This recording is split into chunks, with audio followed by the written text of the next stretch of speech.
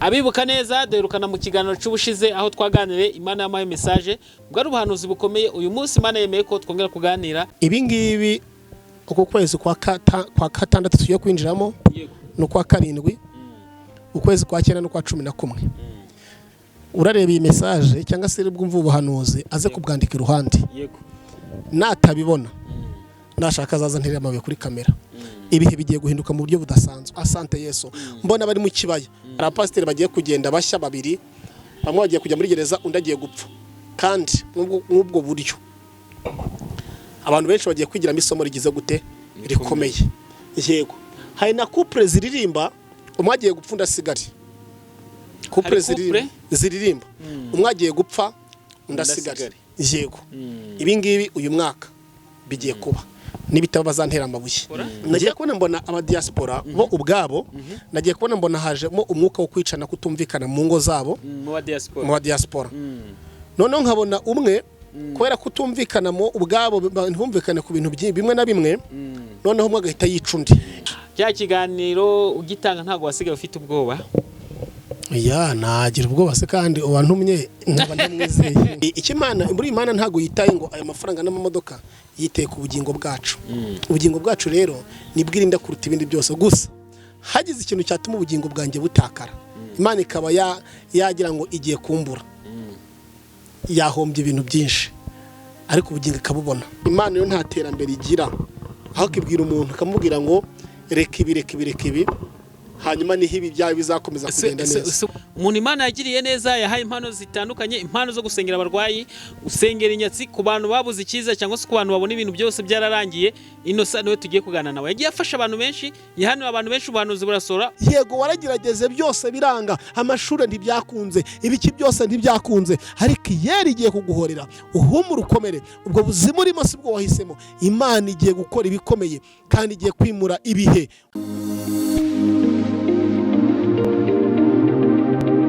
Jesire kambasuze bakunzi ba Gonarike Plus, amahoro y'Imana akomeze kubana namwe. Ngiye nitwa David, ninjye mugiye kwana muri kigano nkanakiyobora, ariko nanone kuri kamera za Gonarike Plus muri kwabona umukozi w'Imana Innocent. Ndabasuje hano mwamerereye mwamuri mu Rwanda cyangwa hanze y'u Rwanda, mwumve ko mbasoje kanabwira ko bakunda cyane ve ku mutima, ndabakunda cyane ve ku mutima. Sinakwicana n'uyu muntu muri kubana hano imbere kuri kamera za Gonarike Plus. N'umukozi w'Imana, Imana yagiriye neza mu gihe ngiki. N'umuntu w'Imana, n'umuhanuzi, n'umwana w'Imana. Ikiruta byose akunda Imana n'abantu. Imana imuhamagaye mu gihe ngiki gikomeye, ariko nanone cyiza, igihe cyiza dushobora gukurikirana ivuga butumwa turi ahantu henshi hagiye hatandukanye, twese tukamurebera icyarimwe. Ni igihe gikomeye abantu babuze icyizere cy'uko Imana igikora cyangwa se batikifite Imana icyizere, ariko nanone abenshi abamenye ko Imana ikora baracyayiringira. N'umuntu w'Imana duhaye mu gihe ngiki, nandi mahirwe n'undi mugisha ko ngakoza kuganira nabo. Abibuka neza derukana mu kiganiro cy'ubushize aho twaganire Imana yamaye message bwari ubuhanuzi bukomeye. Uyu munsi Imana yemeye ko twongera kuganira, niyo mpamvu tugiye kumwakira hano kuri Gonarike Plus kugira ngo yongere tuganirize. Ubushize twari twicaye hano, niho twongeye kwicara twibira mu karere ka Musanze, niho turi kuganira. Reka mwakire. Innocent kwakiriye. Murakoze kunyakira David. Umeze ute? Meze neza. Urakomeye? Ndashima Imana. Umurimo w'Imana umeze ute? Umeze neza. Hanyuma rero nkuko dusanzwe tubimenyereye, dutangira n'isengesho kandi nk'umuntu buryo usenga by the way ndabikunda pe. Dushyira imbere y'Imana kugira ngo dutangirane umwuka, dutangirane kwizera, dutangirane kwiringira, twumve ko tugiye kwakira ibyacu, twumve ko imbaraga mbi zose zigiye kutuvaho, kugira ngo n'abantu badukurikiye basubizwemo icyizere. Tugitangira isengesho, ubundi umuntu iyo yumvise isengesho rigitangira ahita afashwa ku buryo n'ikiganiro cyose yumvise yafashwe ashaka yanakireka, ariko sibye ko ntabwiye ngo mukireke. Nikaribu n'isengesho. Reka dusenga Imana. Minahanda la tosi lebo nemanda la hai ve etra la sandre dobe enemando si vedrar nilant lebo nemando si lebo shayin minahai la lati saibo onemando vodrar. Ntibibe uko dushaka, bibe uko ushaka. Hembura imitima yacu twese. Umuntu wese uri butangire iki kiganiro akagisoza umumugisha kandi umugirire neza. Ngaho rero gahunda zose tuzishize mu biganza byawe, uzitangire mpaka tuzisoje, ni mu izina rya Yesu Kristo wa Nazareti. Amen. Hanyuma rero reka dutangire gushya. Numva iki kiganiro nshaka ngo abantu benshi baza gufashwa.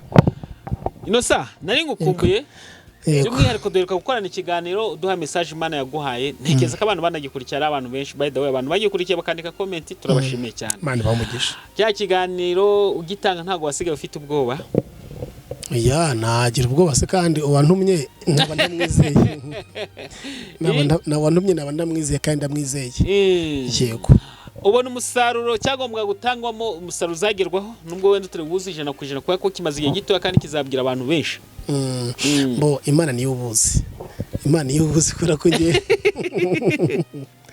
Imana niyo ubuzi umusaruro kandi ndabizi kuzabikora yego iki shaka ko ikiganiro kizatambutsa Imana iki shaka Imana izadipushinga mpaka kigeze kuwo gishaka kubwira nikigera ku rugero Imana ishaka izahagarika cyangwa se Imana imaze kugeza ku butumwa ku muntu yashaka kubwira hagarike cyangwa n'undi uzavuka akakireba akagira ibyo avanaho hanyuma mu buzima rusange hano ku isi ubuzima ubaye mumeze ute wowe umubiri wawe umeze ute mu buzima busanzwe muri rusange ngo abantu badukurikiye bumva umukozi w'Imana bakunda yego muzima busanzwe hano ku isi ubundi ku isi nta mahoro yuzuye twabona muri isi kwa data niho gusa hasendereye amahoro hano rero ku isi ho ntago bimeze neza ariko ino sara abantu tubona tukabona ko tubona abantu bageze ntabwo bageze baracyari mu rugendo ahubwo Imana ijambo ravuga ngo iyo umukire udasenga Imana Imana imwitegereje imbona nk'igitambambuga umukire udasenga Imana Imana imwitegereje ibona ari nk'igitambambuga kigenda ase inosa reka nkubaze nukubera ikiba no bantu tuvuga ngo ntibasenga aribo bahirwa none se ko umuntu uri wawe sakura ibyo ashaka kandi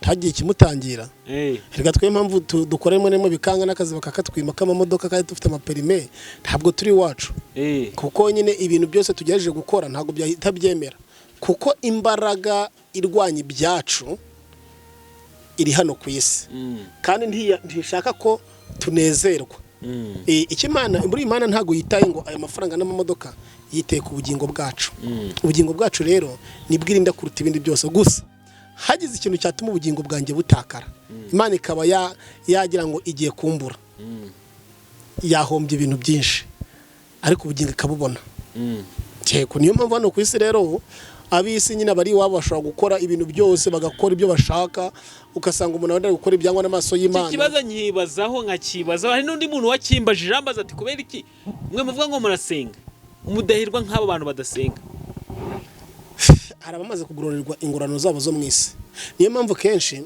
Yesu iyo umukurikiye abanza kugukuraho iby'isi akabanza kuguhereza we bushye none se ba Petero n'aba Yohana nabande baretse amato bakurikira bagiraga gute na gute byose barabireka Yesu aravuga ngo ariko umuntu nkurikiye agasiga ibye akiyanga kankurikira nzamukubira icurisha na ibyo yari afite urumva bivuze ngo rero Yesu hari ibyo abanza kugukuraho byubatswe n'abantu ndetse n'isi akabisenya akibakira ibyo bikomeye niyo mpamvu umuntu wese udukurikiye yego kuba yakira agasenga gakena nase hari abantu benshi nsengera bati nukuri ntarasenga byari bimeze gutya wende gusenga birushaho kuba bibi Imana ako kantu umuntu agasenga tarasenga aruko yari ameze amaze gusenga birushaho kuba bibi biterwa n'iki hari amaboko Imana iri kugukokoraho kimwe niyo bagiye gutera avoka iyo avoka bari kuyibangurira hari amababi bayicagagura bakayakuraho hakamera andi mababi mashya urumva ayo mababi rero ni inshuti zari zikurandase mu buzima bw'ibibi wari urimo by'ibya kugira ngo utere imbere ariko iyi Imana ije za nshuti ziragenda ikongera kwazana izindi nshyashya niyo mpamvu iyo umuntu asenga agira ibyishimo n'umutima utuje urenze akanavuga ngo ariko ubundi kare kose aribyo Dawidi yavuze ariko wasante Yesu aribyo Dawidi yavuze ngo kuba mu nzu yawe umunsi umwe urandutira imyaka 1000 hanze kubera iki hanze yarahabonye abona hari ibintu byatumaga bura amahoro kandi afite ubutunzi ariko ageze mu nzu y'Imana Imana imaze kumukuraho inshuti imaze kugira gute kumukuraho bya bindi byose urabizi ko yaranzwe Dawidi yasenga Imana yaranzwe byaragenze byose amateka ye nta muntu utayazi ariko akomeza gusenga Imana, ariko aho Imana yamubwiye ngo igihe cyawe noneho cyinjiremo, inshuti zaraje, abamwubaha baraboneka, ibintu bigenda neza. Arangije avuga ati nukuri yo agereranya cyagihe yari mu buzima busanzwe agereranya n'ubuzima arimo mu Mana. Aravuga ati nukuri narishimye cyane, naranezerewe cyane, kwambwira ngo ninjye mu nzu y'Imana. Akimara kugera mu nzu y'Imana yagize umunezero utigeze kubaho, kuko iyo umuntu ari mu Mana yirengagiza ko afite n'amayetaje, yirengagiza ko afite n'amafaranga, yirengagiza ko afite amamodokari, ahubwo agakomeza gutumbira ku musaraba kuri Kristo. Naho umuntu we udakijijwe ntabwo batumbira ijuru, ahita avuga ati etaje yanje Mana we igiye guhirima, imodoka ivuye mu Mombasa igiye guhirima, nibyo ngibyo wawundi ziragiye. Ariko wawundi usenga ariko wawundi usenga bari kuvuga ngo mwami dore byose ngaho bikomeza bigende neza, bigende neza. Abari kuvuga ati Yesu we ari amazu n'ayawe, ziriya modoka n'izawe, erega ku isi nta n'ikintu dufite. ino saa nta bantu bajya bambabaza ukabona Imana yakuvuzeho umwaka umwe, imyaka 2, imyaka 3, imyaka 4, 5, 10 irashize, Imana ikubwira ikintu kimwe ugitegereza igihe kireko kamara imyaka 15 utarakibona. Yego umuntu akibaza ngo kubera iki Imana itinze amasezerano bigeze hara kandi yaramubwiye nawe utarigeze uyireka. David rero itafari rya ruriba rimara ibyumweru 2 ricanye, ariko ikirukarakara bwira kibumbwe ejo ukaba wacubakisha.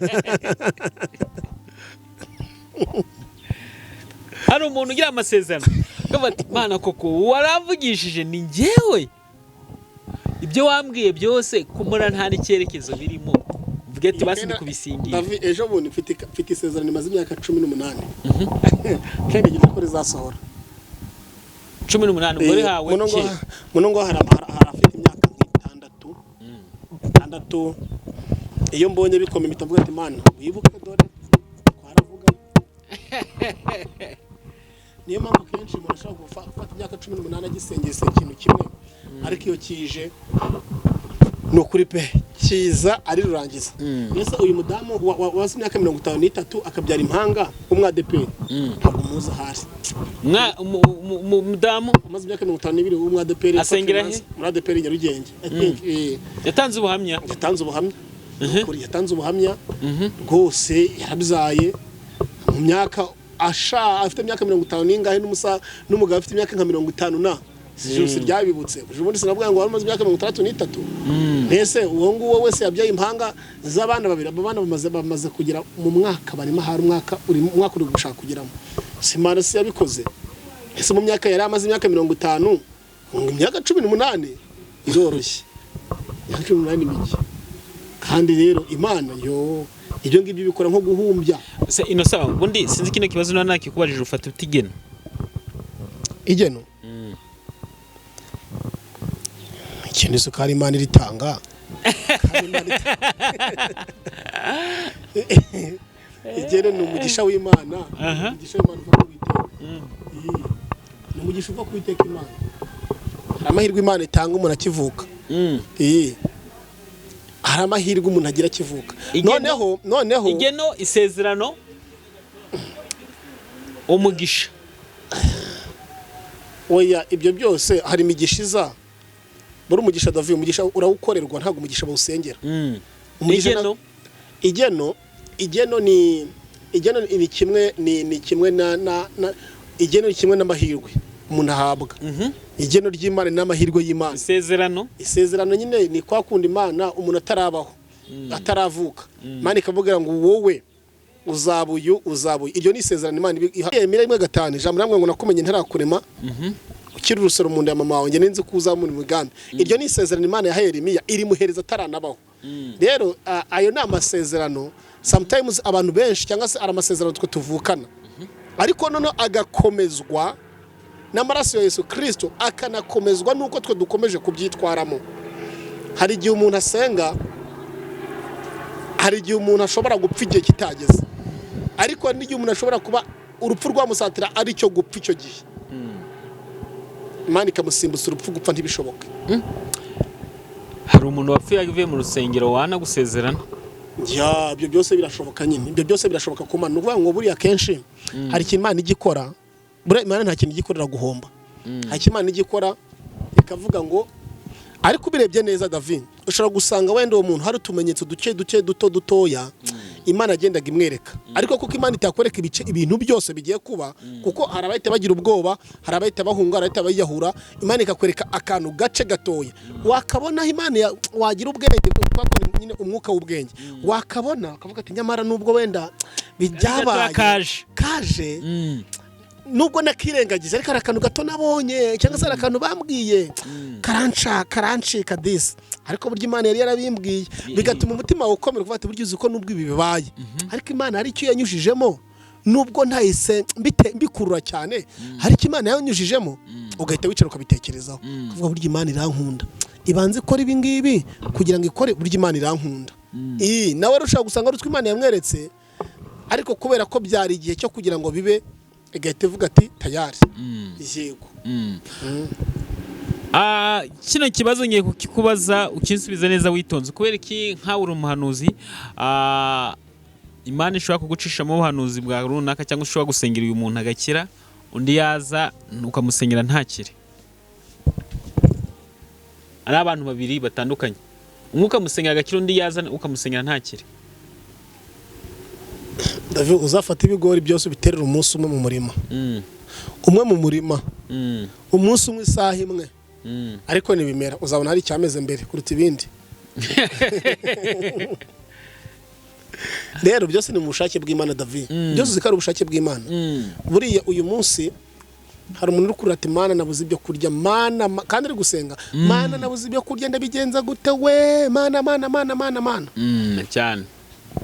Hari undi muntu nawe uri gusenga akavuga ngo Mana ndagushimiye, sitoke yuzuye, ndagushimiye, ibi byagenze gute, ni ikeno ry'Imana. Rero ikigero Imana yaguhaye kubije kugutabariramo kitaragera, ntago bishoboka. Ni kimwe ko umubyeyi ashobora kuba yabyara, buri tuzi ko umubyeyi atwita amezi 9 akabyara, ugiye kwa muganga ngo bakubyaze mu mezi 8 ushobora kubyara, ariko ntago biba byuzuye ubuziranenge. Rimwe na rimwe ushobora gusanga hari igihe umwana ashobora kuvuka hari ikibazo afite.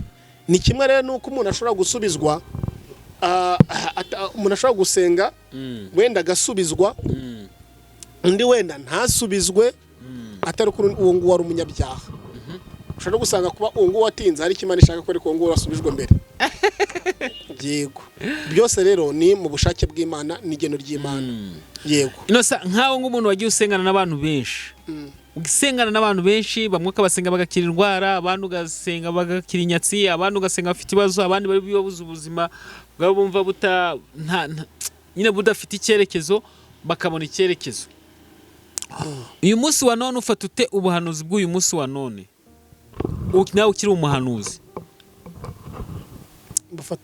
Ubuhanuzi bw'uyu munsi wa none bugenda butambuka, ushobora kuba utabyumvise neza. Yego, subiramo. Hari uburyo bavuga ngo bitewe n'igihe ugezemo ngo niko baguhanurira. Nacyumvise. Bitewe n'igihe ugezemo ngo niko baguhanurira. Nanjye nkahita nkubaza ati ufata ute ubuhanuzi bw'uyu munsi wa none bugenda butambuka? Imana rero yo nta terambere igira. Hari abantu bavuga ngo bitewe n'igihe umuntu agezemo, Imana nta terambere igira. Kandi watangiye gufata amafaranga bagatangira akagwanira ama etaje. Erega ama etaje nta kintu abwiye Imana, ama etaje nta cyavuze ku Mana. Ikigize icyo kivuga ku Mana n'ikintu Imana ibungabunga cyane n'ubugingo. Imana igibwira umuntu ikavuga ngo dore ama etaje arahari, amamodoka arahari, ibikina biki byose birahari, ariko uramenye. Niyo mpamvu igihe cyose niba ubuhanuzi burukuza, nta kintu Imana ibyikubuza. Ubuhanuzi Imana ibyikubuza ni bumwe. Nushaka kugira ama etaje n'ama etaje amininduke, ni bumwe n'ubuvuga ngo Imana ishaka ikikubwira ni iki, reka ibyaha. Nushaka kugira, niyo mpamvu ngewe Imana niyo yankubita umuntu umeze gute. Muri Imana yankubise Trump, navuga ati Trump Amerika, navuga ati mvuka Imana ivuze. Imana ubutumwa najyayo, havuga ati mvuka Imana ivuze. Reka ibyaha, reka ibyaha, ni Imana ishaka. Reka ibi ni Imana ishaka. N'amazu n'amamodoka afite ibyo ngibyo nta nicyo bibwiye Imana, ariko ikintu Imana icyo bibwiye Imana ni iki, ubugingo bwawe nibwo buhenze kuruta ibindi byose. Naho ubuhanuzi bw'iki gihe, ubuhanuzi ngo bw'iki gihe, ubuhanuzi Imana yo nta terambere igira, aho kibwira umuntu akamubwira ngo reka ibi hanyuma niho ibi byawe bizakomeza kugenda neza. Se bundi inosa kubera iki abakozi b'Imana bamwe batemerana, bamwe wo ntabwo urimo, bamwe kubera iki batemerana, wahanura akavuga ati oya ntabwo ari Imana yamukoresheje, akumva ko wakumva ubuhanuzi bwiwe kubera iki? Icya mbere hari icyo bita kwikubira, kabiri kuyoborwa n'umubiri, gatatu kutanyurwa. Ndahamya neza ndashidikanya David, wari wumva dayimoni ziri kurwanira mu muhanda, abazimu bari kurwanira mu muhanda? Abazimu ntabwo muzikunda abazimu bavuga no kuntu barwana nyine mu mateka twumva, mu mateka twumva. Oya wenda nk'abantu bakoreshwa n'abazimu, abantu bakoreshwa n'amazimu bagina zirwana sarige zirwana. Hanyuma se none watekereza ngo nimba umuntu w'Imana arwana n'umuntu w'Imana akavuga ngo wose Imana yagutumye, bakarogana none ati si Imana yagutumye, abo bose ntago ari abantu b'Imana, bose ntago ari abantu b'Imana. Umuntu w'Imana cyangwa se abantu b'Imana babahuriza hamwe n'icyo batari kumvikanaho, baraganira, iyo byanze barasenga, hanyuma mwuka w'Imana ni umuyobozi. Niba mfite mwuka w'Imana muri njye, nawe mwuka w'Imana ari muri wowe, iyo duhuye turahwana, turahuza, tukaganira, avuga ati David nakubabaje pe, mbabarira, ibi nakoze ntibikwiye, ntago bikwiye, uri inshuti yanjye, nukuri mbabarira. Rero iyo David umwuka w'Imana yagiye, cyangwa se wenda muri Claude umwuka w'Imana yagiye, no muri Alex umwuka w'Imana yagiye, iyo banahuye uvuga ati ngiye uzajya usenga iwawe nanjye nzasenga ukwanje, mu by'ukuri ntabwo bazaba bujuje. Nahoze ndeba ndavuga ati ariko ubundi irivuga butumwa rimeze riti, nahoze ndeba abapasiteri batukana, navuze harimo ba Pastor Mutesi, ba Pastor Fanny, ba Justin, ba Claude, nyibaza ngavuga ati razina ubu pasiteri barikuye hehe? Ni kwa kundi nyine umuntu avuga ngo ari mu nzira y'ubugingo, ari gusenga. Ni nko umuntu ashobora gutura mu mudugudu agakora ibikorwa by'umudugudu, ariko umudugudu atamuzi.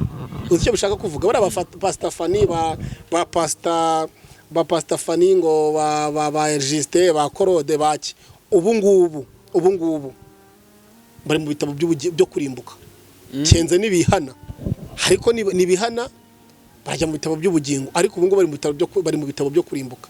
Kubera iki? Umuntu w'Imana ntabwo ajya mu nduru n'abandi bantu. Maye nambere ntabwo mbaciriyeho iteka, ariko ibikorwa by'umuntu we ubwe. Pastor Fanny twaganira, ba Justin twaganira, sinabanga, ariko nababwira ngo ibyo uri gukora ntabwo ari byo, ntibikwiye nk'umukozi w'Imana. Mwuka w'Imana ataragenda, agifite mwuka w'Imana, agahita avuga ati nukuri Imana imbabarire. Ariko iki kigaragaza ko umwuka w'Imana wagiye mu muntu ahuye n'undi, ahita avuga ati wowe uje ejo bundi urandusha iby'agakiza, wowe uje ejo bundi, n'urugero akabihimbisha, akabikangisha, kandi umwuka w'Imana yagize gute, yarigendeye. Rero niyo mpamvu kenshi nukuri ndabihamye ubu ngubu mbihagazeho neza, ubu ngubu bari mu bitabo byo kurimbuka, kuko nyine inzira zabo, kuko nibyo Imana yadutumye, ntago yadutumye biriya, yadutumye ngo tugende tubwire abantu dufite ubugwaneza. Kandi umuntu wese uri mu makosa no mu mafuti byose singoma kumucahana ngo wateshutse, wagize gute.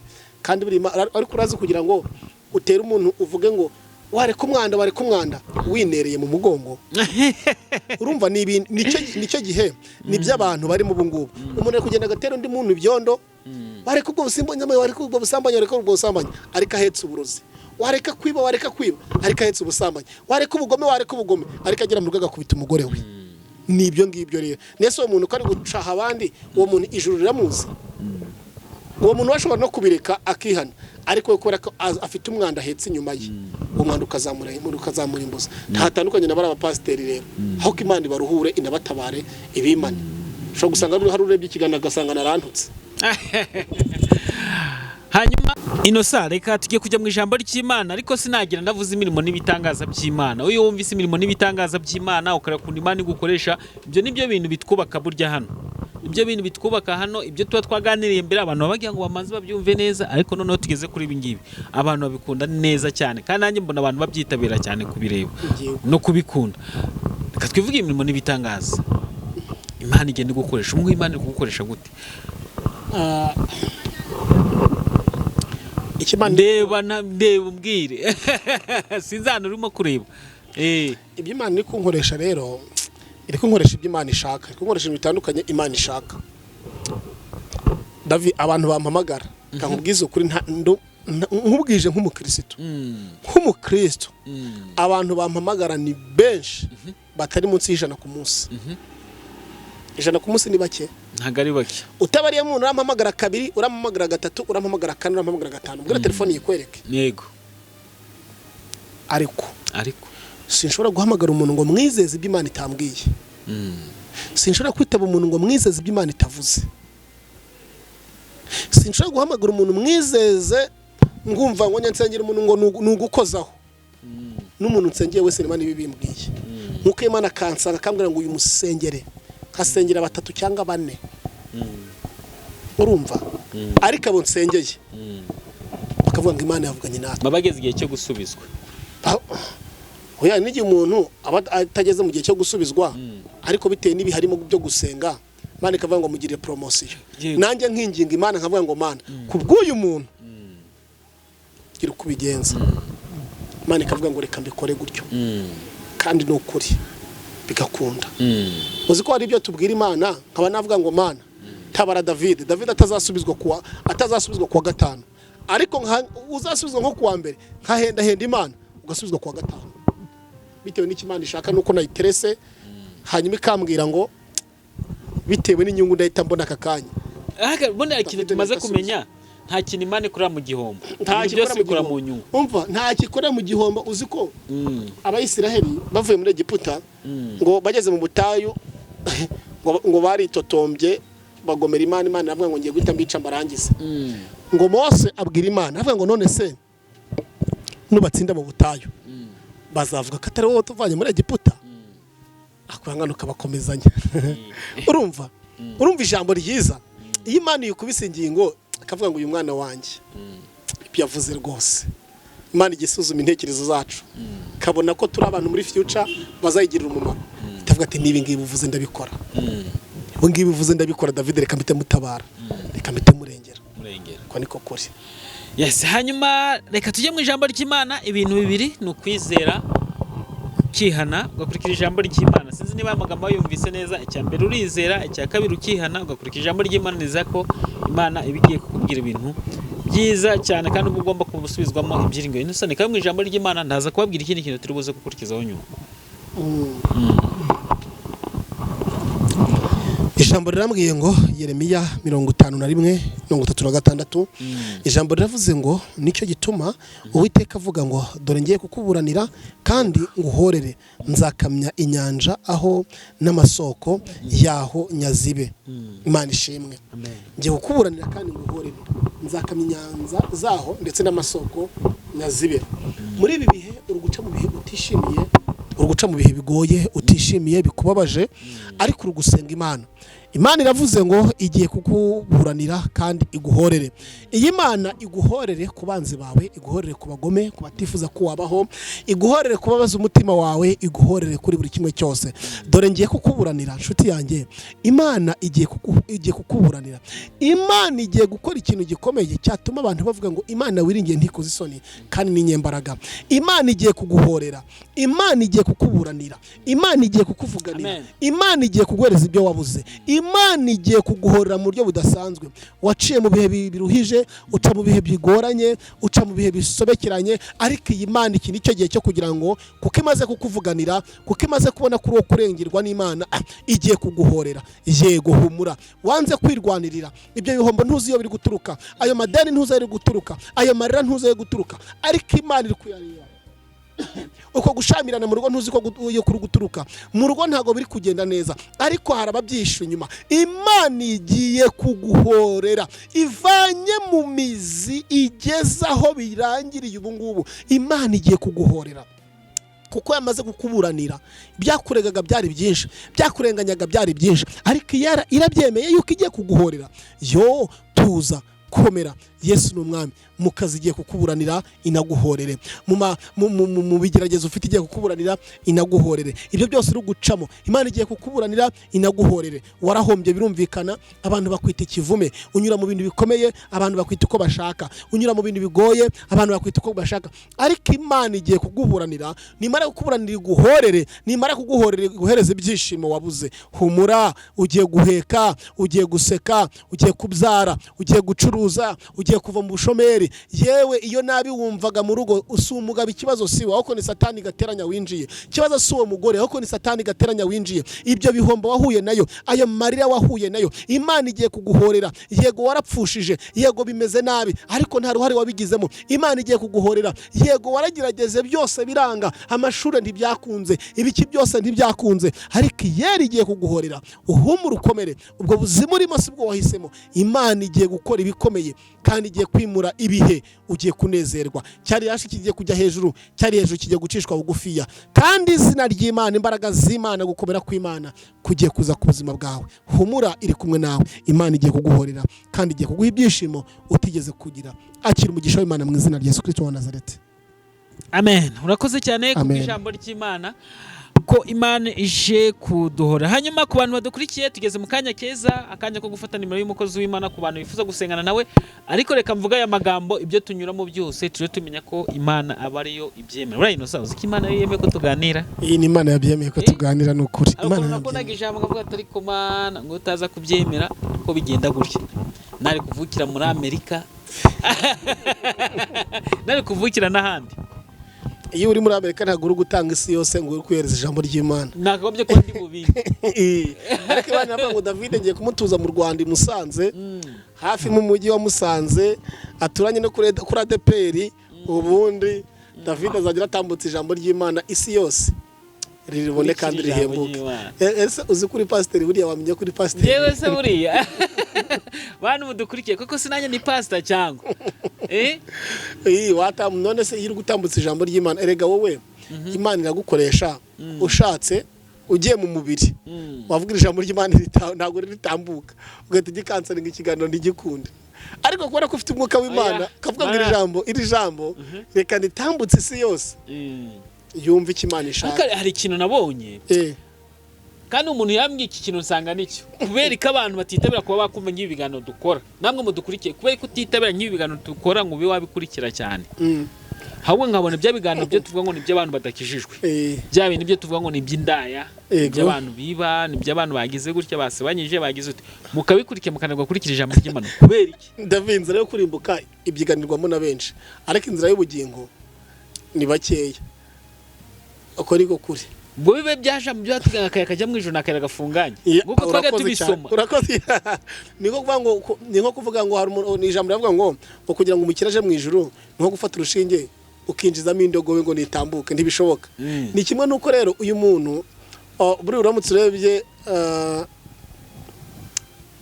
boneka ntanga urugero kuri Nsabi. Henda ni urugero kuri Nsabi, umuhungu wa hepfo wacu. Iyo yicaye gusa no kugenda mu nzira gusa baramukurikira, no kugenda mu nzira gusa baramukurikira. Ariko Rungano Innocent wicaye kuri kamera kuvuga ngo nyaboneka ubwami bw'Imana buraje buri hafi, mu bigenze gutya abandi genda, ntago dushaka kubyumva. Uzi ko no kubwano kandi bazi ko ibintu byabaruhura imitima, Imana iraruhura. Uzi ko no kubwano niko byagendaga. No yaravuze ati nyaboneka dore agiye kuzaza umwuzure, kandi uwo mwuzure uzatembana ibintu byose nta n'ikimwe kizasigara. Maze abantu baravuze ati genda, ntabwo ibyo bizigera bihaba. Iki kibazo nyibaza, ari nabambwiye ati David ugiye gukora iki, mbambwiye ati mbahaye igitekerezo, umushinga wanjye kuntu uhagaze, nabwiye ati ngiye gukora ijambo ry'Imana. Mbambwiye ati uzabona abantu bakora ijambo ry'Imana, abantu batarikunda. Mwabantu mwe koko mudukurikiye, ijambo ry'Imana koko ntago rikunditse. Ibaze n'ukuri kwe. Ngewe nkifata ngatumira umukozi w'Imana Innocent uri hano, mwarangiza mukavuga ati ijambo ry'Imana ntago rikunditse. Ibaze n'ukuri kw'Imana. Nyina abantu bo ubwabo ibyiza babyise bibi, ibibi babyita byiza. Kandi imbaye bamenyaga ko igitangaje iyo baryamye bakarota nabi, abashigukiraje bagafata amashapure barayafata, abatera rozare barazitera, abasenga barasenga. abantu babonye ibi bibasateye niho bibuka Imana ariko nawe igihe kizagera Imana iravuga ati dore abantu b'Imana rero aka niko kanya kugira ngo mukunde ijambo ry'Imana, ukunde n'abatugezeho ijambo ry'Imana. Hanyuma rero tugeze mu kanya ko gufata nimero y'umukozi w'Imana ku bantu bifuza gusengana nawe. Uyu ni umuntu udasanzwe, umuntu Imana yagiye ikoresha mu bigiye bitandukanye, ariko nanone Imana iduhaye mu gihe nk'iki ngo aze kutuganiriza. Nandi mahirwe n'undi mugisho kuba tumufite hano, ubaye dukurikiye ntufate nimero yiwe ngo musengane cyangwa se muganire, byaba ari igihombo, cyane cyane ko ubwami bw'Imana bwo byanga byakunda buregereje. Byanga byakunda ukeneye Imana, nicyo gihe rero cyo kugira ngo utunganye inzira zawe neza, bitinde biboneke ukeneye Imana. Gusa ni karibu ni nimero yawe turasoza ndadusengera. Yego. Nimero yanjye ni 0788 25 40 10 0788 25 40 ni WhatsApp ndetse no guhamagara. Mana turagushimiye, Imana yo kwiringirwa, Imana yo kwizerwa, Imana ifite ubutware bwinshi, Imana ifite ubushobozi. Ndabizi ko ushoboye byose nta kibasha kuroga imigambi yawe, urihagije, uri Imana itaneshwa, uri Imana idatsindwa, Imana itavugirwamo. Mu izina rya Yesu Kristo wa Nazareti, la tosi leba tala kotala bili bashandala kondere mandala handangi menga lashi evaido pai la la sivete de kia dobe enemando siadrare. Umugisha wawe ku bantu bose, imbaraga zawe ku bantu bose. Ngaho rero umuntu watangiye ikiganiro akaba gisoje mu mugisha, urakoze kubikorera kwibasha no kwesha icyubahiro kandi uhinduye byinshi, ni mu izina rya Kristo, amen.